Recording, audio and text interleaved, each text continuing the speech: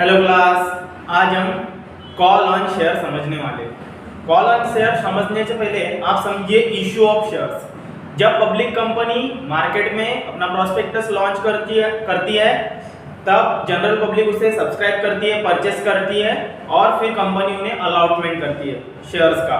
तो जब कंपनी में कोई भी एप्लीकेशन करते हैं शेयर होल्डर या जनरल पब्लिक, तो सबसे पहले वो एप्लीकेशन मनी पेड करते हैं, फिर उन्हें कंपनी अलॉटमेंट लेटर भेजती है। यानी अगर आपको शेयर अलाउट हो गए कंपनी के, तो सबसे पहले आपको अलॉटमेंट लेटर दिया जाता है। अलॉटमेंट लेटर में बताया जाता है कि आपको इतने नंबर ऑफ शेयर्स अलाउड हो चुके हैं, अब आपको अलॉटमेंट मनी पे करना है। यानी आपने पहले एप्लीकेशन मनी भरा, फिर आपको अलॉटमेंट मनी भरना पड़ता है। अब आप कंपनी के शेयर होल्डर बन चुके हैं, तो आपको कंपनी के बाकी अनपेड जो भी आपके पास अमाउंट पेंडिंग है वो भी कंपनी में पेड करनी पड़ती है। तो उस अमाउंट को कंपनी इंस्टॉलमेंट में पेड करने के लिए बोलती है। यानी आपको कंपनी में जब शेयर परचेस करने होते हैं दैट टाइम आपको पूरी अमाउंट पेड करने नहीं पड़ती है।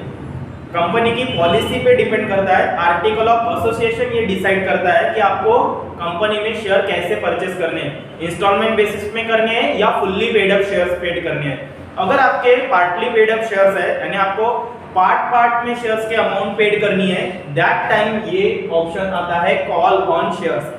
जब आप कंपनी में एप्लीकेशन मनी पेड करते हैं, यानी वो 25% रहेगी टोटल अमाउंट की। मान लीजिए आपने 10,000 के शेयर परचेस किए, उसमें से आपने पहले एप्लीकेशन मनी 2,500 रुपए भर दिए। अब आपको अलॉटमेंट हो गए शेयर, तब आपने 2,500 रुपए भर दिए, यानी अलॉटमेंट मनी जमा कर दिया है। फिर आपको कंपनी रिमेनिंग अमाउंट कैसे मांगेगी, तो first call, second call and final call, ऐसे 3 कॉल में आपको, यानी 3 इंस्टॉलमेंट में आपको कंपनी में शेयर के पैसे पेड करने पड़ेंगे। उसे हम बोलते हैं कॉल ऑन शेयर। जब अनपेड अमाउंट रिसीव की जाती है कंपनी द्वारा शेयर होल्डर से, then it is called call on share. अब आप समझ चुके होंगे कि कॉल ऑन शेयर कब किया जाता है, जब आपको शेयर इश्यू हो जाते हैं, अलॉटमेंट हो जाते हैं, उसके बाद जब भी कंपनी को जरूरत पड़ती है पैसों की, मनीज की, तब वो आपसे क्या करती है, कॉल ऑन शेयर करती है। कॉल ऑन शेयर मतलब अनपेड शेयर्स की अमाउंट कलेक्ट करना from the share holder. Share holder बन जाने के बाद आपकी वो लायबिलिटी बनती है कि आपने जितने नंबर ऑफ शेयर परचेस किए हैं और उसकी जितनी अमाउंट पेड करनी है वो पूरी अमाउंट आपको पेड करनी पड़ेगी, तभी आपके share fully paid up share कहलाएंगे। तो इसी सारी प्रोसीजर में कॉल ऑन शेयर होता है। तो कंपनी सबसे पहले एप्लीकेशन मनी बुलाती है, देन अलॉटमेंट मनी आता है, देन फर्स्ट कॉल आता है, सेकंड कॉल आता है और फाइनल कॉल आता है। अब ये कंपनी की पॉलिसी डिसाइड करती है कि उसे कितने कॉल में पैसे पे करने हैं। कभी कभी कंपनी फर्स्ट कॉल में पूरी अमाउंट कलेक्ट कर लेती है, कभी कभी कंपनी सेकंड कॉल में पूरी अमाउंट कलेक्ट कर लेती है, या कभी कभी थर्ड एंड फाइनल कॉल में भी पैसे कलेक्ट कर सकती है।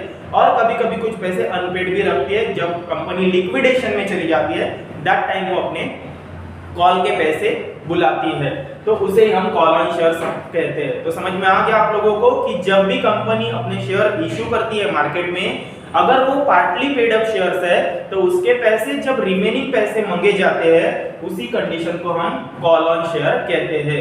कॉल ऑन शेयर पे आपको शॉर्ट नोट्स आ सकती है, इसलिए आप इसे जरूर डेफिनेटली पूरा समझिए। तो देखिए what is call on share. तो कॉल ऑन शेयर की पहली कंसेप्ट बताइए, at the time of issue of share, जब कंपनी आपको शेयर इश्यू करती है, अब कंपनी में stated that issue of price the share is to be paid in instalment. जो आपको शेयर की इश्यू प्राइस है वो इंस्टॉलमेंट में पेड करने के लिए बोलते हैं। And when the company demand for it, और कंपनी इसको कभी भी डिमांड कर सकती है आपसे, तो उसे बोला जाता है कॉल ऑन शेयर। आपने कंपनी के शेयर परचेस कर लिए इंस्टॉलमेंट बेसिस पे, तो आपको जब भी इंस्टॉलमेंट मांगा जाएगा, यानी आपसे क्या किया जाएगा, कॉल ऑन शेयर किया जाएगा। दूसरा पॉइंट क्या बताता है, सो when a company demand the shareholder to pay the partly or fully amount, part or full amount of the balance amount unpaid on share, then it is called call on share। जब भी company आपसे वो part या fully amount call करेगी, then it is called call on share. आपके तरफ जो भी बैलेंस अमाउंट बची है शेयर्स की, वो अगर कंपनी आपसे कॉल कर रही है, इनडायरेक्टली वो क्या कर रही है, कॉल ऑन शेयर ही कर रही है।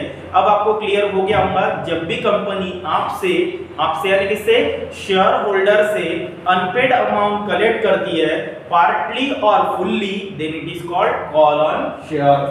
तीसरा पॉइंट क्या बताता है, कंडीशन बताता है the unpaid amount on partly paid up share, ये शेयर होल्डर के लिए रिस्ट्रिक्शन है, ये सूचना होती है कि the unpaid amount on partly paid up share is liability of for share holder. अगर आपके तरफ आपने कंपनी के शेयर परचेस कर लिए हैं और उसकी पार्टली अमाउंट आपके तरफ बैलेंस है, तो वो शेयर होल्डर की क्या हो जाती है, लायबिलिटी हो जाती है। If the share holder fail to pay the call, अगर शेयर होल्डर कॉल पे करने में फेल्ड हो गया, then company can forfeit the share, company आपके शेयर फॉरफिट भी कर सकती है, यानी जब्ती कर सकती है।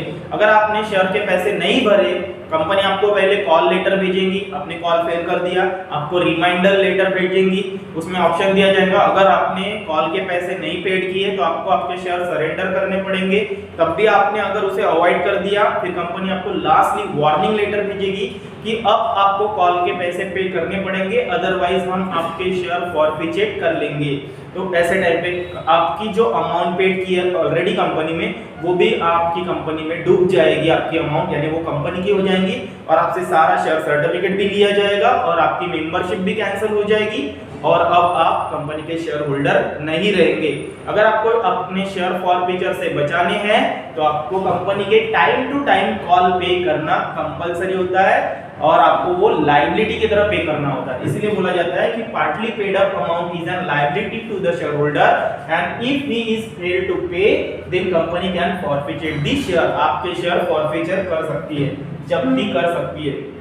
चौथा पॉइंट क्या बताता है, calls can be made only by the board of director, लेकिन बोर्ड ऑफ डायरेक्टर को ही अधिकार होता है कि वो आपसे कॉल और शेयर करे, बाकी किसी पर्सन को ये अधिकार दिया नहीं जाता है। अब बोर्ड ऑफ डायरेक्टर ये पावर सेक्रेटरी के हाथ द्वारा दिया जाता है, आपको लेटर सेक्रेटरी भेजता है, बट उसकी पूरी कंडीशन बोर्ड ऑफ डायरेक्टर द्वारा ही डिसाइड की जाती है, the interest of the company, और वो कॉल कंपनी के इंटरेस्ट में मांगा जाता है, क्योंकि कंपनी में पैसों की रिक्वायरमेंट होगी, जरूरत होगी, इसीलिए वो आपसे मांगा जा रहा है। यानी calls can be made only to the board of director in the interest of company, यानी कंपनी द्वारा ही, बोर्ड ऑफ डायरेक्टर द्वारा ही कॉल मांगा जाना चाहिए शेयर होल्डर से, बाकी किसी को अथॉरिटी नहीं है।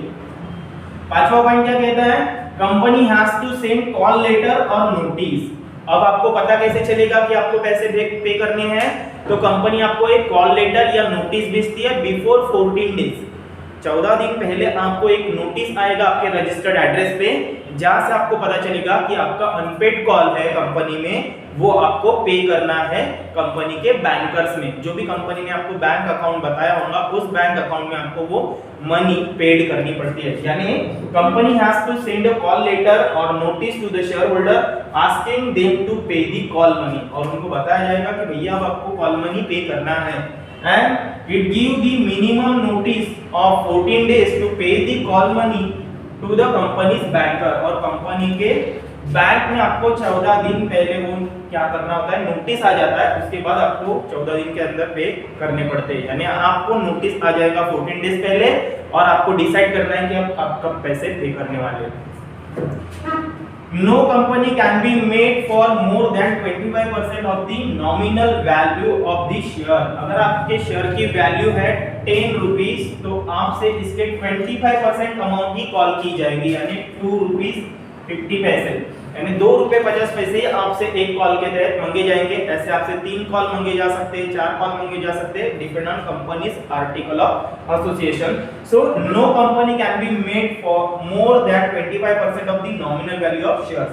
अगर आपसे कंपनी कॉल कर रही है तो उसकी नॉमिनल वैल्यू कितनी होंगी, टोटल शेयर्स की वैल्यू के 25% ही वो मांगा जाएगा। The gap between 2 calls should not be less than 1 month. आप एक महीने के अंदर 2 कॉल्स नहीं मांग सकते, 2 इंस्टॉलमेंट पेड नहीं कर सकते, या 2 इंस्टॉलमेंट में आपको कॉल नहीं किया जाएगा।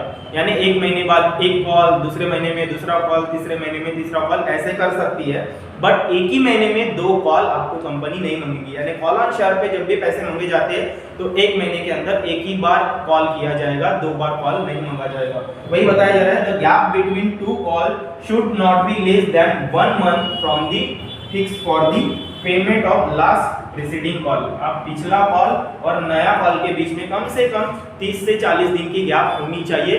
30 दिन के अंदर 2 कॉल नहीं मांगे जाएंगे। then the rules and procedure to make a calls is given in the company's article of association। और जब भी कॉल ऑन शेयर किया जाता है तो इसके लिए सबसे पहले आर्टिकल ऑफ एसोसिएशन में प्रोविजंस करनी होती है कि पावर किसको है, कब बुलाए जाते हैं, first call, second call, final call कब बुलाया जाएगा, ये सारी terms and condition article of association में दी जाती है। उम्मीद है आप लोगों को समझ में आ गया होगा कि कॉल ऑन शेयर क्या होता है। जब भी कोई शेयर होल्डर कंपनी में शेयर परचेस करता है, अगर उसकी अमाउंट बैलेंस्ड है और वो कंपनी इंस्टॉलमेंट में मांग रही है तो उसे हम कॉल ऑन शेयर कहते हैं। और ये बोर्ड ऑफ डायरेक्टर को पावर होता है कि वो आपसे कॉल ऑन शेयर करे। शेयर होल्डर की ये लायबिलिटी हो जाती है, उसे पेमेंट करना ही पड़ता है। उम्मीद है आप लोगों को वीडियो अच्छा लगा होगा तो इसे लाइक जरूर कर दीजिए। Thank you.